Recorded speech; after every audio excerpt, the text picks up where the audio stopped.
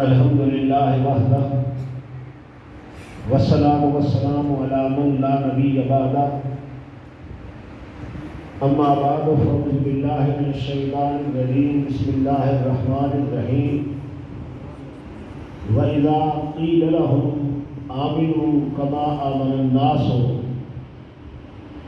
صدق اللہ العلی العظیم وصدق رسولہ النبی الکریم الامین الرؤوف الرحیم ونحن على ذلك لمن الشاہدین والشاکرین والحمد للہ رب العالمین۔ درود پاک بآواز بلند۔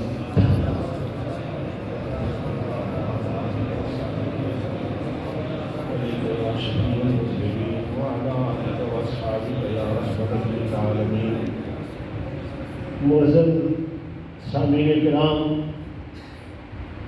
ہم سب لوگ اس مسجد میں اللہ اور اللہ کے رسول کے ذکر کے لیے جمع ہیں۔ آپ بھی تشریف لائے اور میں بھی برادروں حافظ عبدالقدیر صاحب کے حسن ظن کی بنیاد پر حاضر ہوں۔ اللہ تعالیٰ میری اور آپ کی حاضری کو منظور و مقبول فرمائے۔ سامعین کرام، میں نے جو آیت کریمہ تلاوت کی ہے، اس میں میرے رب نے ارشاد فرمایا وَإِذَا قِيلَ لَهُمْ، اور جب ان سے کہا جاتا ہے۔ کن سے کہا جاتا ہے؟ منافقوں سے کہا جاتا ہے۔ وَإِذَا قِيلَ لَهُمْ، اور جب منافقین سے کہا جاتا ہے آمنو، ایمان لاؤ تم۔ کیسے ایمان لاؤ؟ کما آمن الناس، جس طرح میرے محبوب کے صحابہ ایمان لائے۔ ایمان اس طرح لاؤ جس طرح میرے محبوب کے صحابہ ایمان لائے۔ اب آگے وہ کیا کہتے ہیں؟ قالوا انؤمن کما آمن السفہاء، وہ کہتے ہیں کیا ہم اس طرح ایمان لائیں جس طرح معاذ اللہ بے وقوف ایمان لائے ہیں۔ یعنی انہوں نے بے وقوفی کی نسبت حضور کے صحابہ کی طرف کر دی۔ جب ان سے کہا جاتا ہے ایمان لاؤ جس طرح میرے محبوب کے صحابہ ایمان لائے، تو جواب میں کہتے کیا ہیں؟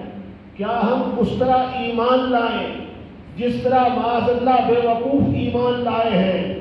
میرے رب نے فرمایا الا، سنو، خبردار، انہم ہم السفہاء، بے شک میرے محبوب کے صحابہ پر طعن کرنے والے، اعتراض کرنے والے، یہی لوگ بے وقوف ہیں۔ ولیکن لا یعلمون، لیکن یہ لوگ جانتے نہیں ہیں۔ تو اس مقام پر ایمان کے لیے معیار کیا قرار دیا گیا؟ حضور کے صحابہ کو۔ اور انسان صحابی بنتا کب ہے؟ کیا نمازیں زیادہ پڑھ لے تب صحابی بن جائے گا؟ روزے زیادہ رکھ لے تب صحابی بنے گا؟ عمرے زیادہ کر لے تب صحابی بنے گا؟ نہیں، جس نے ایک مرتبہ حالت ایمان میں میرے محبوب کا دیدار کر لیا، مقام صحابیت پر فائز ہوگا۔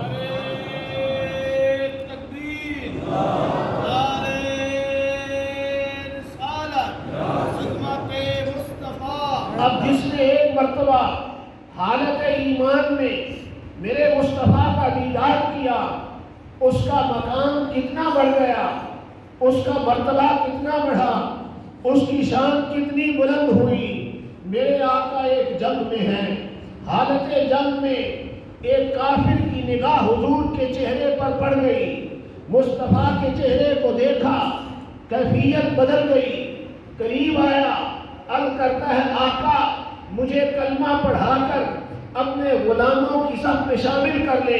میرے نبی نے کلمہ پڑھا دیا۔ اب اس کا دل چاہا کہ ذرا سواری سے اتر کر، گھوڑے سے اتر کر مصطفیٰ کے قدم چوم لوں۔ جلدی میں اترا، اترتے ہوئے گردن کے بل گر پڑا، اس کی موت واقع ہو گئی۔ جب جنگ ختم ہوئی، میرے نبی نے صحابہ سے فرمایا میں تمہیں اس مقام پر، اس میدان میں ایک جنتی کا دیدار کروا دوں۔ ایک جنتی دکھاؤں؟ صحابہ جان گئے کہ یوں تو جتنے حضور کے غلاموں نے جام شہادت نوش کیا وہ سارے کے سارے جنتی ہیں، لیکن جن کے جنتی ہونے کی بات آمنہ کلام کر رہا ہے اس کا مقام بڑا بلند ہوگا، اس کی شان بلند ہوگی۔ اللہ اکبر۔ صحابہ عرض کرتے ہیں آقا ہمیں اس کا دیدار کروائیں۔ میرے نبی صحابہ کو لے کر اس کی میت پہ آ کھڑے ہوئے۔ حضور نے فرمایا جس نے اس میدان میں جنتی کا دیدار کرنا ہو اسے دیکھ لے۔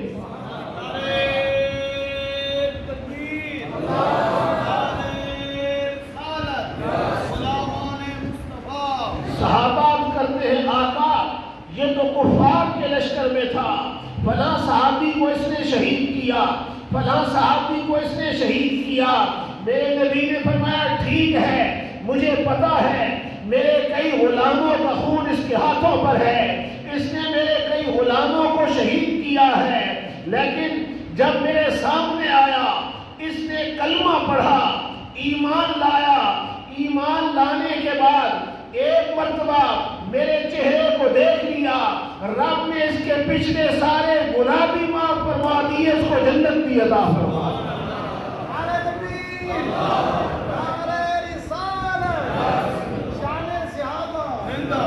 اور پھر میرے رب نے بھی صحابہ کے مقام کو بیان فرمایا، فرمایا محبوب والسابقون الاولون من المہاجرین والانصار والذین اتبعوہم بإحسان رضی اللہ عنہم ورضوا عنہ۔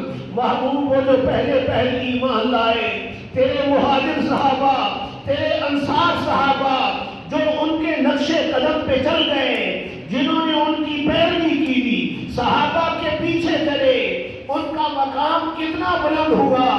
رضی اللہ عنہم، فرمایا اللہ ان سے راضی ہو گیا، وہ اللہ سے راضی ہو گئے۔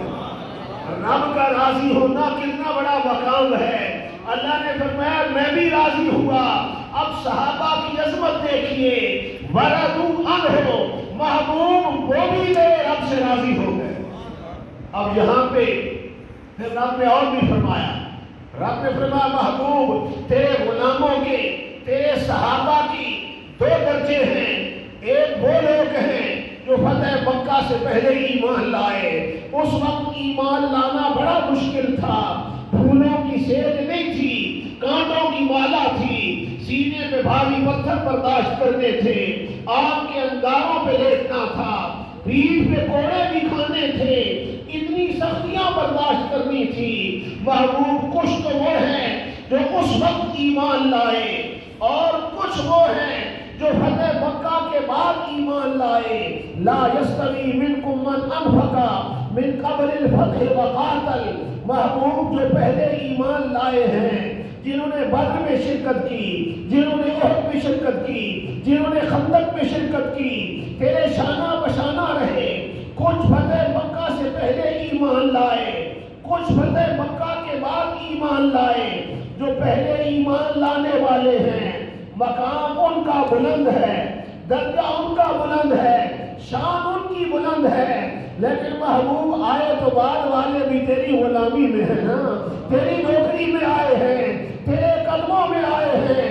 وَكُلًّا وَعَدَ اللَّهُ الْحُسْنَىٰ، محبوب تیرے پہلے صحابی سے لے کر آخری صحابی تک، تیرے پہلے صحابی ابو بکر صدیق سے لے کر حضرت امام حسن تک، اور حضرت ابو سفیان سے لے کر حضرت امیر معاویہ تک، محبوب تیرے پہلے صحابی سے لے کر آخری صحابی تک رب نے ہر ایک کے ساتھ جنت کا وعدہ فرما دیا۔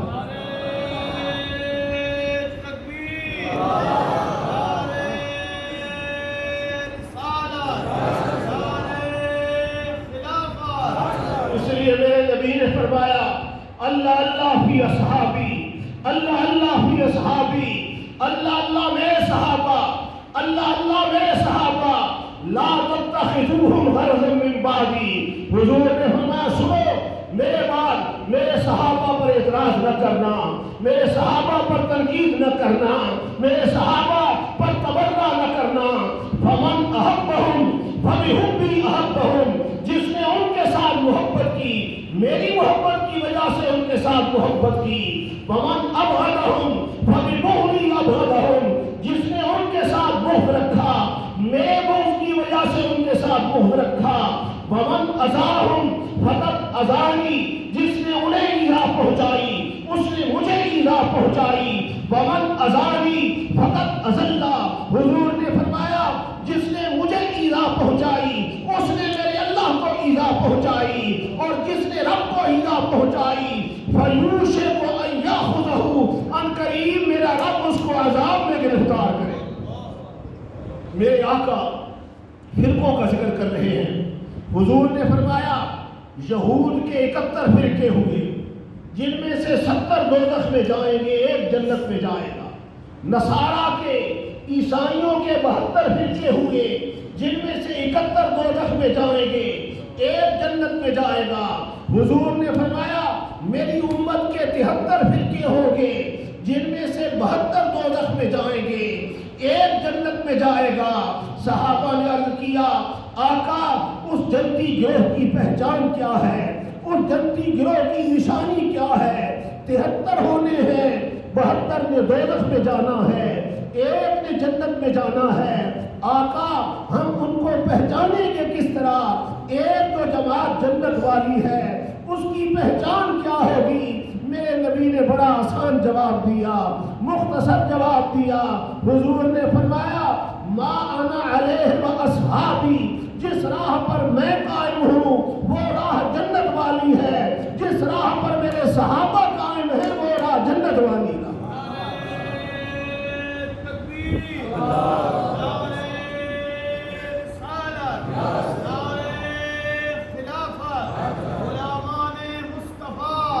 صحابی کا اور مقام شان کتنی بلند ہے. میرے نبی نے فرمایا ما من احد من اصحابی یموت بارض الا ویس قائدا ونورا لهم یوم القیامہ، کہ میرا صحابی جس مقام پر فوت ہوتا ہے، جس قبرستان میں آرام کرتا ہے، جس قبرستان میں اس کی قبر ہوتی ہے، میرے نبی نے فرمایا جب قیامت قائم ہوگی قبریں پھٹیں گی میرا وہ صحابی قبر سے باہر نکلے گا. حضور نے فرمایا میرے صحابہ اتنے لجپال ہیں، میں نے ان کی تربیت بھی ایسی کر دی ہے، اتنے لجپال ہیں. حضور نے فرمایا اکیلے جنت میں نہیں جائیں گے، ان کے آس پاس جتنے دفن ہوں گے سب کو ساتھ لے کر جنت میں جائیں گے. اس لیے سرکار نے فرمایا لا تمس النار مسلما رآنی، جس بندے نے ایک مرتبہ میرا دیدار کر لیا، ایک مرتبہ میرے چہرے کو دیکھا، دوزخ کی آگ اس کے قریب نہیں آئے. حالت ایمان میں، شرط ایمان کی ہے. جس نے حالت ایمان میں ایک بار میرے چہرے کو دیکھ لیا دوزخ کی آگ اس کے قریب نہیں آئے گی. اور رآ من رآنی، حضور نے فرمایا ہاں جس نے میرے صحابہ میں سے کسی ایک صحابی کا دیدار کر لیا دوزخ کی آگ اس کے قریب بھی نہیں آئی. حضور نے فرمایا خیر امتی کرنی، میری امت کا سب سے بہتر زمانہ میرا زمانہ ہے. ثم الذین یلونہم، پھر میرے صحابہ، میرے محبوب میرے صحابہ کا زمانہ ہے. ثم الذین یلونہم، پھر ان کا زمانہ ہے جنہوں نے صحابہ کا دیدار کیا. یعنی پہلا بہتر زمانہ حضور کا ہوا، دوسرا بہتر زمانہ صحابہ کا ہوا، تیسرا بہتر زمانہ تابعین کا ہوا جنہوں نے صحابہ کا دیدار کیا. حضور نے فرمایا ثم ان بعدهم قوما، پھر ایسے لوگ آئیں گے یشہدون ولا یستشہدون. اللہ اکبر، میرے آقا آنے والے دور کو دیکھ رہے تھے. حضور نے فرمایا فتنوں کا دور ہوگا، اگر کسی معاملے میں تمہیں گواہ کی ضرورت پڑے گی ڈھیروں گواہ آ جائیں گے. ولا یستشہدون، لیکن ان کی گواہیوں کو قبول نہیں کیا جائے گا کیونکہ بدترین جھوٹے ہوں گے. حضور دیکھ رہے تھے. اب ہم عدالتوں میں جا کے جھوٹی قسمیں اٹھاتے ہیں یا نہیں اٹھاتے؟ بولیے. برادری کی خاطر، رشتہ داری کی خاطر، بولیے برادری کا مسئلہ، تعلقات کا مسئلہ ہے.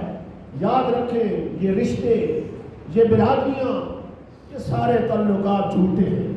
حقیقی تعلق اللہ اور اللہ کے رسول والا ہے، سچا تعلق اللہ اور اللہ کے رسول والا ہے۔ جس رشتہ دار کی خاطر آپ جھوٹی قسم اٹھاتے ہیں تھانے میں جا کر، جس رشتہ دار کی خاطر آپ جھوٹی قسم اٹھاتے ہیں عدالت میں جا کر، کیا قبر میں آپ کے ساتھ جائے گا؟ بولیے اور یاد رکھیں، نبی علیہ السلام کا فرمان ہے، ایک بندہ آپ کا رشتہ دار ہے، آپ کو پتا ہے بندہ یہ جھوٹا ہے، اس مسئلے میں یہ جھوٹا ہے، لیکن صفائی دینی ہے، آپ اس کے ساتھ تیار ہو گئے کہ برادری کی عزت کا مسئلہ ہے، خاندان کے وقار کا مسئلہ ہے، میں اگر اس کے لیے ساتھ جھوٹی گواہی نہیں دیتا، تھانے میں جا کر اس کی صفائی پیش نہیں کرتا تو برادری کی بےعزتی ہو جائے گی، برادری رسوا ہو جائے گی۔ میرے نبی نے فرمایا جب آپ کو پتا ہے کہ میرا رشتہ دار جھوٹا ہے، پھر جب آپ اس کی امداد کے لیے گھر سے نکلتے ہیں، من مشى ظالما ليعينه وهو يعلم انه ظالم فقد خلا من عنقه رقة الاسلام۔ حضور نے فرمایا جو بندہ ایک ظالم کی امداد کے لیے گھر سے نکلتا ہے، جب وہ گھر سے قدم باہر رکھتا ہے اپنے گلے سے اسلام کی رسی اتار دیتا ہے۔ یعنی اتنی سخت وعید ہے ان جھوٹی صفائیوں کی، جھوٹی گواہیوں کی۔ اور میرے نبی نے فرمایا جو بندہ جس مقام پر بیٹھ کر یا کھڑے ہو کر جھوٹی گواہی دیتا ہے، اپنی جگہ سے ہٹتا بعد میں ہے دوزخ میں پہلے پہنچتا، اپنی جگہ سے بعد میں ہٹتا ہے دوزخ میں پہلے پہنچ جاتا ہے۔ اسی لیے جھوٹ جو ہے نا، اس کو کسی شریعت میں جائز نہیں قرار دیا۔ حالانکہ پچھلی شریعتوں کے بعض احکام ایسے ہیں جو پچھلی شریعتوں میں جائز تھے، حضور کی شریعت میں ناجائز ہے۔ مثلا حضرت آدم کی شریعت میں محرمات کے ساتھ نکاح جائز تھا، اسی طرح تعظیماً کسی کو سجدہ کرنا جائز تھا۔ حضرت آدم کو فرشتوں نے سجدہ کیا، حضرت یوسف کو ماں باپ نے سجدہ کیا، بھائیوں نے سجدہ کیا، یہ سجدہ تعظیمی تھا۔ پچھلی شریعتوں میں سجدہ تعظیمی جائز ہے، اور پچھلی شریعتوں کے وہ احکام جو قرآن نے بغیر انکار کے بیان کیے حضور کی شریعت میں بھی جائز بنتے ہیں، لیکن کچھ وہ احکام ہیں جو میرے آقا نے حرام قرار دے دیے۔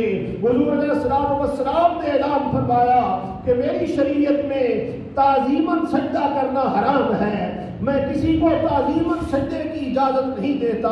ہاں اگر میری شریعت میں سجدہ تعظیمی کی اجازت ہوتی تو میں عورت کو حکم دیتا کہ وہ اپنے شوہر کو سجدہ کرتی، وہ اپنے شوہر کو سجدہ کرتی، لیکن میرے نبی نے اس کو حرام قرار دیا۔ حضرت یوسف کی شریعت میں جائز تھا، لیکن جھوٹ ایسی بڑی بیماری ہے، ایسی بڑی لعنت ہے کہ میرے نبی نے فرمایا جھوٹ کو کسی شریعت میں بھی جائز نہیں قرار دیا، کسی شریعت میں بھی جائز نہیں قرار دیا، بلکہ میرے نبی نے فرمایا اذمنوا لی ستا من انفسکم اضمن لکم الجنہ، تم مجھے 6 باتوں کی ضمانت دے دو میں تمہیں جنت کا سرٹیفکیٹ دیتا ہوں۔ 6 باتوں کی ضمانت تم دو، جنت کا سرٹیفکیٹ میں دیتا ہوں۔ میرے نبی نے فرمایا اصدقوا اذا حدثتم، جب بھی بات کرنا تو سچ بولنا، بات کرنا تو سچ بولنا۔ اوفوا اذا وعدتم، جب وعدہ کرنا تو وعدے کو پورا کرنا۔ ادوا اذا تمنتم، جب تمہارے پاس امانت رکھی جائے تو امانت میں خیانت نہ کرنا، امانت پوری کی پوری واپس کرنا۔ ہم جھوٹ بول رہے ہیں یا نہیں بول رہے؟ جب سے یہ موبائل آیا ہے نا، جھوٹ کی تعداد میں اضافہ ہو گیا۔ اسی طرح ہے یا نہیں؟ بندہ بیٹھا گھر ہوتا ہے اور کہتا ہے میں فلاں جگہ پہ موجود ہوں، ہوتا کسی اور جگہ ہے، بتاتا کوئی اور جگہ ہے۔ اسی طرح ہے یا نہیں؟ جھوٹ، حضور نے فرمایا بات کرنا تو سچ بولنا، وعدہ کرنا تو وعدے کو پورا کرنا، امانت رکھی جائے تو امانت میں خیانت نہ کرنا۔ اور سرکار نے اس کے ساتھ میں دوسری حدیث بھی سنا دوں، حضور نے فرمایا آیت المنافق ثلاث، منافق کی 3 نشانیاں ہیں۔ جس بندے کے اندر 3 باتیں پائی جائیں نا، سمجھ جائیں کہ وہ منافق ہے عملی طور پر۔ کیوں؟ کون کون سی نشانیاں؟ آیت المنافق ثلاث، حضور نے فرمایا منافق کی 3 نشانیاں۔ پہلی نشانی، جب بات کرے گا تو جھوٹ بولے گا، بات کرے گا تو جھوٹ بولے گا، وعدہ کرے گا تو وعدے کی خلاف ورزی کرے گا، اس کے پاس امانت رکھی جائے تو امانت میں خیانت کرے گا۔ اور ایک حدیث میں سرکار نے 4 بھی ذکر کی ہے، یعنی اس حدیث میں 3 ہے نا، دوسری حدیث میں حضور نے 4 ذکر کر دی۔ 3 یہی باتیں حضور نے بیان فرمائی کہ بات کرے گا جھوٹ بولے گا، وعدہ کرے گا وعدے کی خلاف ورزی کرے گا، امانت رکھی جائے تو امانت میں خیانت کرے گا، وَإِذَا خَاصَمَ فَاجَرَ، اور اگر کسی کے ساتھ لڑائی ہوگی نا، جھگڑا ہوگا تو بہن ماں کی گالیاں دینے لگ جائے گا، گالیوں پہ اتر آئے گا۔ اسی طرح اب ذرا ہم اپنے گریبانوں میں جھانکیں نا، یہ چاروں ہمارے اندر موجود ہیں یا نہیں؟ جب میں کہتا ہوں کہ یا اللہ میرا حال دے، جب میں کہتا ہوں کہ یا اللہ میرا حال دے، حکم ہوتا ہے کہ اپنا نامہ اعمال دے، اپنا نامہ اعمال دے۔ حضور نے فرمایا 6 باتوں کی ضمانت، بات دو تو سچ کر، بات بولے تو سچ بولنا، وعدے کی خلاف ورزی کرنا، امانت میں خیانت نہ کرنا، وضو ابصارکم، اپنی نگاہوں کو جھکا کے رکھنا، اپنی نگاہوں کو نیچا رکھنا، غیر محرم عورتوں کی طرف نظریں پھاڑ پھاڑ کر مت دیکھنا۔ اللہ اکبر، میرے آقا نے اس پر کس طرح عمل کیا، میرے نبی کی نگاہیں کتنی جھکی ہوتی تھی۔ مکے کی کافر عورتیں جب انہیں قسم اٹھانا پڑتی تو قسم اٹھاتی تھی کہ ہمیں قسم ہے محمد کی آنکھوں کے شرم و حیا کی۔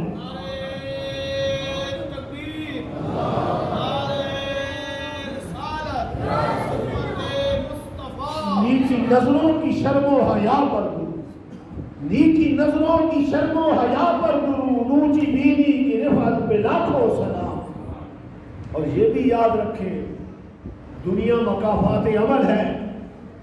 اگر کوئی بندہ کسی کی بیٹی کی طرح، کسی کی بہن کی طرح بری نظر سے دیکھتا ہے یا اس کی عزت کو پامال کرتا ہے، میرے نبی نے فرمایا اتنے تک موت نہیں آئے گی جتنے تک اپنے گھر میں وہی چیز دیکھ نہیں دے۔ یعنی یہ گناہ اور نیکی ختم نہیں ہوتے، یہ چوراہے پہ کھڑے ہو کے بندے کا انتظار کر رہے ہوتے، بدلہ دے کے جانا ہوتا ہے۔ اس لیے جو لوگ لوگوں کی عزتوں سے کھیلتے ہیں اور پھر اس پر خوش ہوتے ہیں، تماشا بناتے ہیں، میرے نبی نے فرمایا اتنے تک ان کو موت نہیں آئے گی جتنے تک اپنے گھر میں وہی چیز دیکھ نہیں دے۔ حضور نے فرمایا غضوا ابصارکم کفوا ایدیکم، اپنے ہاتھوں کو کنٹرول میں رکھنا، کسی پر ظلم نہ کرنا، کسی کے ساتھ زیادتی نہ کرنا۔ اور آخری بات میرے نبی نے فرمایا اپنی زبان کو بھی کنٹرول میں رکھنا، زبان کو بھی قابو میں رکھنا، کیونکہ زبان کی کاٹ اتنی تیز ہے۔ ایک عرب شاعر کا شعر ہے کہ جراحات السنان الحلق یوم ولا یلطام ما جرح اللسان، کہ جو نیزوں کے زخم ہوتے ہیں، تلواروں کے زخم ہوتے ہیں، وہ تو ٹھیک ہو جاتے ہیں، لیکن زبان کی کاٹ اتنی تیز ہے کہ زبان کے لگائے ہوئے زخم ہمیشہ رستے ہی رہتے ہیں، یہ درست نہیں ہوتے۔ اس لیے میرے نبی نے فرمایا اپنی زبان کو بھی قابو میں رکھو۔ حضور نے فرمایا جو بندہ مجھے 6 باتوں کی ضمانت دے میں اس کو جنت کی ضمانت دیتا ہوں۔ تو میں عرض یہ کر رہا تھا، میرے نبی نے فرمایا میرا زمانہ بہتر، پھر میرے صحابہ کا، پھر میرے تابعین کا زمانہ بہتر، اس کے بعد ایسے لوگ آئیں گے گواہیاں دیں گے، ان کی گواہیاں لے گا کوئی نہیں، اور امانتیں رکھی جائیں گی تو ان امانتوں میں خیانتیں کریں گے۔ سرکار نے فرمایا جب ایسا دور آئے وہ دور فتنوں کا دور ہوگا، اور سرکار نے یہ بھی بیان فرمایا کہ انی لا اری الفتن تقع خلال بیوتکم کبقع المطر۔ حضور نے فرمایا میں تمہارے گھروں میں فتنوں کو اس طرح دیکھ رہا ہوں جس طرح بارش کے قطرے گرتے ہیں۔ گھروں میں لڑائیاں ہو رہی ہیں نہیں، ماں بیٹی آپس میں لڑ رہے ہیں، باپ اور بیٹا آپس میں لڑ رہے ہیں، بھائی آپس میں باہم دستوں کرے، اسی طرح ہے ہی نہیں۔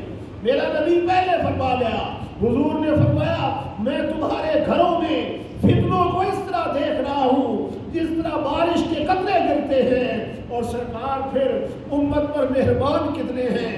حضور نے فرمایا میری مثال اور میری امت کی مثال اس شخص کی طرح ہے جس نے آگ جلائی، میری مثال اور میری امت کی مثال ایسے ہے جس نے آگ جلائی۔ فرمایا جب آگ جلتی ہے کیڑے مکوڑے آ کے گرنا شروع ہو جاتے ہیں، کیڑے مکوڑے آتے ہیں آگ میں گرتے ہیں، جل جاتے ہیں۔ فرمایا میری امت بھی اسی طرح گناہوں کی وجہ سے، بدکاریوں کی وجہ سے، سیاکاریوں کی وجہ سے دوزخ میں گرنے پر اصرار کر رہی ہے، اور میں ان کی پیٹھوں سے پکڑ کر ان کو دوزخ سے نکال کر جنت میں پہنچا رہا ہوں۔ اتنا مہربان رسول، اتنا شفیق رسول کہ میرے نبی نے ارشاد کیا فرمایا؟ حضور نے فرمایا میں اپنی امت پر اتنا مہربان ہوں کہ اگر اس کے قرضے دینے والا کوئی نہ ہو تو میرے پاس آ جائے، میں سارے قرضے اس کے چکا دوں۔ یہ محبوب کی عظمت ہے، یہ میرے محبوب کا مقام ہے۔ تو میں عرض یہ کر رہا تھا، میرے رب نے ارشاد فرمایا کہ ایمان لاؤ اس طرح جس طرح میرے محبوب کے صحابہ ایمان لائے۔ اب صحابہ کس طرح ایمان لائے؟ اللہ اکبر! سیدنا صدیق اکبر کے صاحبزادے بیٹے آپ کی بارگاہ میں موجود ہیں، اور آپ سے بیٹے کہتے ہیں ابا جان جب جنگ بدر ہوئی تھی میں لشکر کفار میں آیا تھا، آپ لشکر اسلام میں تھے۔ جنگ بدر کے دوران ایک وقت ایسا آیا، ایک گھڑی ایسی آئی کہ آپ میری تلوار کی زد میں آ گئے تھے۔ اگر میں چاہتا تو تلوار چلا کر آپ کا سر تن سے جدا کر دیتا، لیکن میں نے دیکھا کہ میرا والد ہے، میں نے نگاہیں موڑ لی، رخ بدل لیا۔ حضرت ابو بکر نے یہ سنا، آنکھوں میں آنسو آ گئے، فرمایا بیٹے وہ تیرا کفر تھا جس نے تیرا ہاتھ پکڑا تھا، واللہ اگر صدیق کی تلوار کی زد میں تو آتا، صدیق یہ نہ دیکھتا کہ میرا بیٹا ہے، بلکہ یہ دیکھتا کہ میرے رسول کا دشمن ہے اور تیرا سر تن سے جدا کر دے۔